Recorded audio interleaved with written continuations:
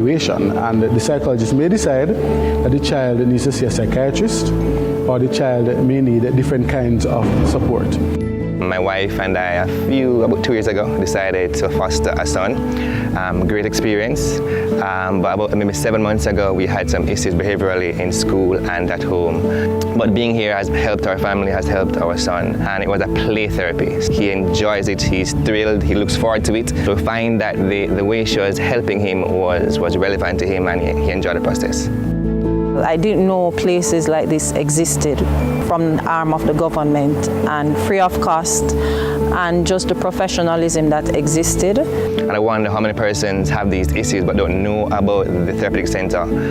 That's why I'm here, just to get the word out, because I think it's a great need for our nation's children. As heard in these testimonials, the CPFSA's Therapeutic Center has done a remarkable job in prioritizing the mental health of our children. And as the center's resources continue to grow, so will its impact on the future of our nation.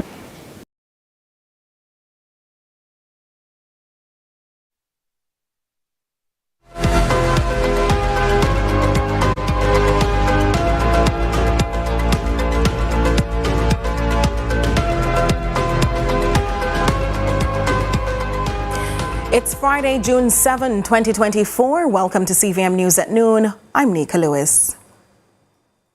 Transport Minister Darrell Vaz says all ride-sharing apps that operate locally, including Uber and InDrive, are now engaged in conversation with stakeholders. He says meetings this week following a ban have resulted in several proposed regulations. Local ride-hailing operators to engage only registered PPE drivers and vehicles that satisfy Transport Authority requirements. The ride-hailing operators are to submit the requested particulars of the operators for review at earliest. So the ball is in their court. Further to that, the Transport Authority will submit its recommendation to the Honourable Minister in respect of these ride-hailing entities that are complying with the current legal licensing arrangement for both vehicle and drivers. So that puts in the checks and balances in relation to monitoring and having a list of both the vehicles and, of course, the operators of those vehicles. The authorities, meaning the Jamaica Constabulary Force and the Transport Authority, will also indicate to the Minister those ride-hailing entities that meet the security standards for the provision of ride-hailing service, and of course, at that point, they will be released to continue their activities. They are already far down the wicket because they have been in constant touch with the Transport Authority. So, as it relates to the local ride-hailing operators, I don't think it will be very long before they will be able to restart their apps.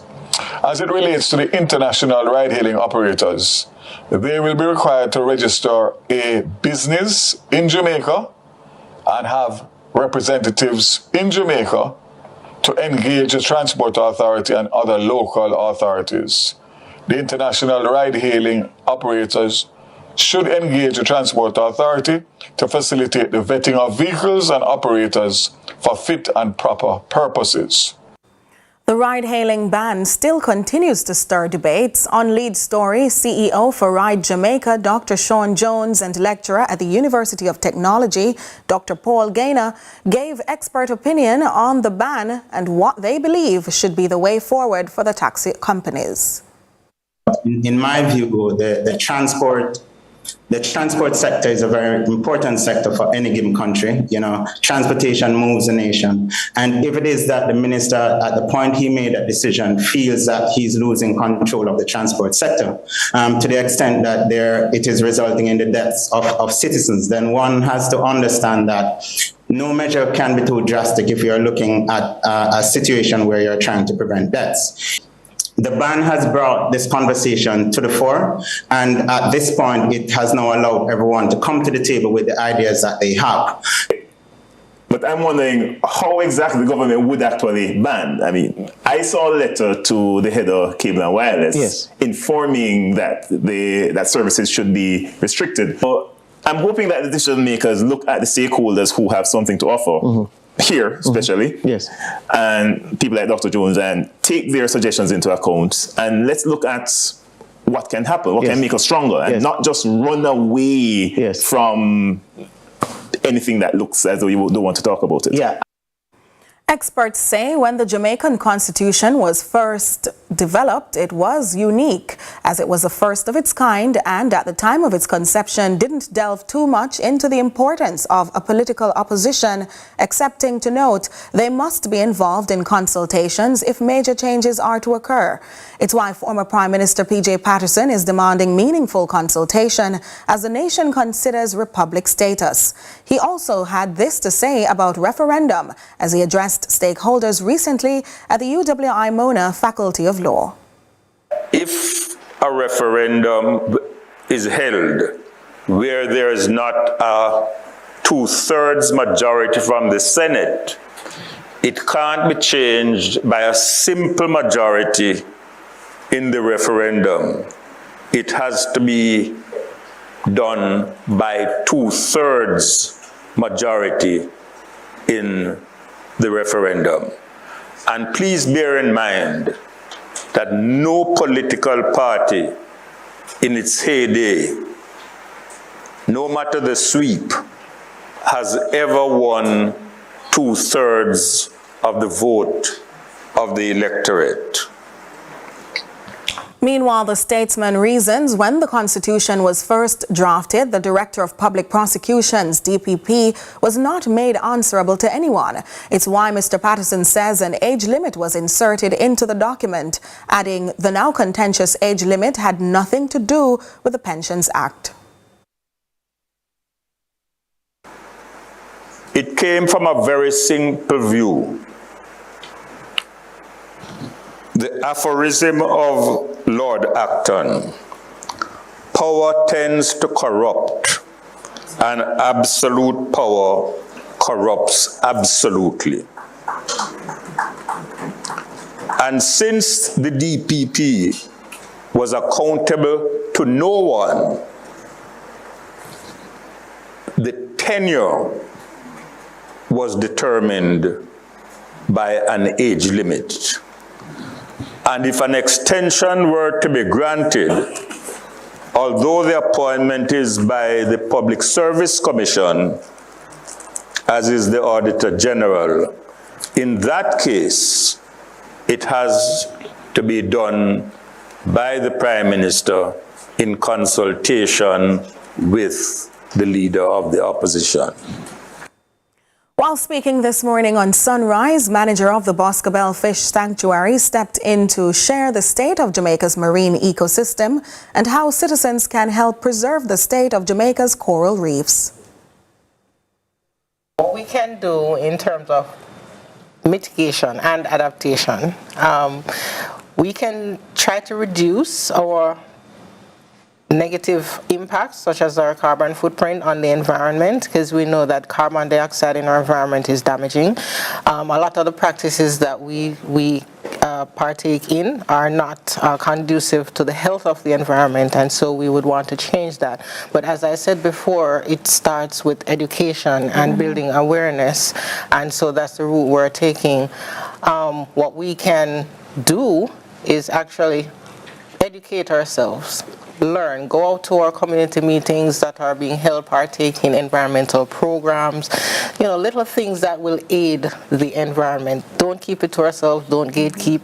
Put the message out there as much as possible that it is important to protect our environment. We do have overfishing here in Jamaica. That is something that we are trying to combat as much as possible with putting in protected areas. So far we've had, this year with 2 new sanctuaries being gazetted, we're up to 20 right now. I believe there is still room for improvement because, as much as our coastline to be protected, as as possible. And in keeping with Jamaica's Vision 2030, we're trying to protect at least 30% of our marine space by that time. I don't think we're there yet, but we're en route to getting there.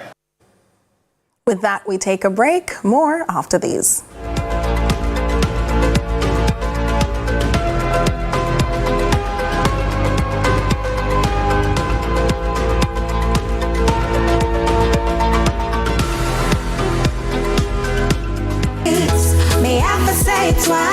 The time by Jamaica Mountain Peak Golden Turmeric Latte is 12. Let's go! Bag it and pin it, every rubbish in a pan. No dirty up the place, this happy we island. So keep Jamaica, keep Jamaica. Say me good read, keep Jamaica clean. Beg you listen to me please. No plastic bag, no fear blowing at the breeze. No proper garbage, disposal, recycle plastic, now make it full up in the streets. Bag it and pin it, every rubbish in a pan. No dirty up the place, this happy we island. So keep Jamaica, keep Jamaica. Say me good read. A message from the National Solid Waste Management Authority. It all starts here, the JTA Sagicor National Athletics Championships, where Jamaica's future track and field stars begin their journey to greatness. June 7 and 8, National Stadium. Come out and watch our future stars shine. Admission only $300. Don't miss the 39th staging of the JTA Sagicor National Athletics Championships, June 7 and 8, National Stadium.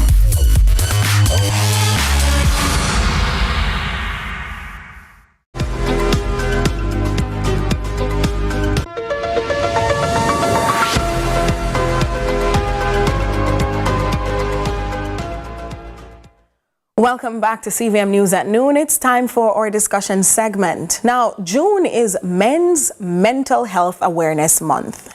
Quite unique. But according to the data from the Jamaica Constabulary Force, JCF, there were 27 reported suicides between November last year and January of this year. A significant increase when you compare that to previous years. 23 of those persons were men said to be over the age of 40. Joining us today to discuss this matter is O'Neill Madden, co-founder and director of publications and research at Ombre Movement Jamaica, and communication strategist Rajay Danvers. Now, before we go into the conversation, welcome, gentlemen. I'm just going to clarify for the audience what Ombre means. So, Ombre Movement Jamaica, Ombre stands for Understanding Males' Biases and Redefining Expectations. Welcome again, gentlemen. Mr. Madden and Mr. Danvers. Thanks again. Well, let me start with you, Mr. Madden. What are some societal factors or stereotypes that often influence or affect men's mental health? Right, very good question, and good afternoon to all the viewers and listeners. I think it's an appropriate topic to be discussing, and of course, one of the things that a lot of men struggle with is the societal standards of, being macho, not expressing emotions. Truthfully, we have seen somewhat changes in a positive direction, but it is true that a lot of men still struggle with expressing themselves because it may come off as being effeminate. Another thing too is, I'm a languages teacher, and speaking standard English, for example, it's something that also is a stigma that is attached negatively to a lot of men. Another aspect is also, the traditional role of men being the provider, being the sole provider. Sometimes you get the impression that, sometimes some women, not all women, but some women give the impression that coming into a relationship, a man is supposed to be the sole provider. It's, the man gives 100% of his assets and that kind of stuff. And so this puts pressure on a lot of men. Of course, there are some men who like to have that sort of, power per se. I was about to ask if Mr. Bolton didn't want to be the sole provider. Right. So the truth is that we have to balance the conversation, because some men see this as having power, but at the same time, what happens in a case where a woman, for example, earns significantly more than a man, and is able to support herself. So we have to look at balancing it. A relationship, at least in my estimation, is not something that is supposed to be the sole responsibility of a man. And I feel like a lot of men struggle with that dynamic. But I must say that, at least based on my circle and the men that I know, especially the young men, we're trying to change that narrative. So I believe that these are some of the core issues that men are affected by in our society. Well, Mr. Danvers, it's a good time to bring you into the conversation, because what role do you therefore see interpersonal relationships like friendships or romantic partnerships playing in supporting or hindering men's mental health? Well, that's a very good question. When it comes down to interpersonal relationships, they do play a significant role in shaping men's mental health, because we look at, for example, supportive friendships and romantic partnerships. They provide safe space for men to express their emotions, seek advice, and receive validation. The same is also for toxic relationships, that are characterized by unhealthy dynamics. The lack of communication or emotional abuse really exacerbates mental health issues for men. And so it is essential for men to cultivate healthy relationships and essentially build on trust, empathy, and open communication. All of these things, Nika, serve as vital sources of support and encouragement during challenging times. So those relationships are incredibly important. Understandably so. Let me ask you now, Mr. Madden, how does access to mental health resources and services differ for men when you compare that to the females for women? And what can be done to improve access and inclusivity for men? I think having the month of May, which is my birth month, dedicated to mental health for men, I think that's a good start. And I have been reflecting. Just yesterday, I was saying to a friend of mine that, we need to write about this issue, because if it were a month that were dedicated to, women, the mental health of women, I feel like there would be a lot more advertising, a lot more conferences, a lot more conversations taking place. And so we do not have that. And I can promise you that on Father's Day, which is my birthday, we're not going to have that same level of, attention being given to the role that men play in society, men play in their families' lives. So I believe that more needs to be done, more conversations need to be had, more spaces need to be created where men have the opportunity to express themselves, to express their concerns freely and without judgment, because I feel like a lot of men, and this has been my experience in mentorship, a lot of men shy away from talking about the real issues that are affecting them because, again, of the stigma that is attached to the societal standards of men. And so, and the truth is that, Nika and viewers, a lot of these stereotypes also come from men themselves. Indeed. And so we, at the same time, we're calling for men to be more open, but if we open our emotions and speak freely, okay, the same men are going to criticize us. And so we have to, again, redefine expectations. We have to shape the mentality, to say that it is open, it's okay to have certain conversations and to do that freely and without judgment. So I feel like as much as we have activities and conferences that are geared towards women, men, we need to step it up. We need to put on, some conferences too. Right, and have men, go attend and have these kind of conversations that are affecting us and open, spaces and units that if men have certain struggles and conversations that they want to have, then there is a telephone line that they can call to voice their concerns. Without judgment, of course. So, Mr. Danvers, how can we then, as a society, encourage our men specifically to express themselves more? Well, Nika, as a society, we can encourage men to express themselves more by challenging what I would call harmful stereotypes and really promoting a culture of emotional openness and vulnerability. You see, we really teach our men, and obviously I was taught too, that the hard surface on the outside. The continuous hard surface on the outside is what should be demonstrated as masculinity and manlyhood. But men need to know that it's okay to feel and express